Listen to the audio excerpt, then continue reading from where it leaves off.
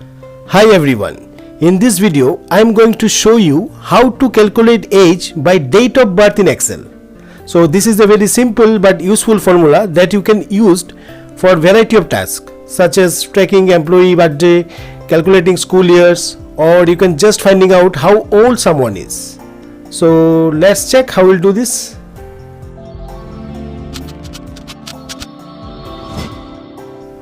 So first you have to open Microsoft Excel on your computer. In this example we have a list of people with their birth dates as you can see here. Okay, so there is a new column of age you can see here. Now here I am going to use one Excel date difference function to calculate the age. Actually the date difference function takes three arguments: the start date, the end date and the time interval. So now what you have to do, you have to just click on an empty cell in the column where you want to display the age. Okay, and now here you have to type is equal to date difference, date DIF, then open parenthesis and select the cell containing the birth date. Suppose this is the cell. Now I am going to select it. Now give one comma, then you have to write today.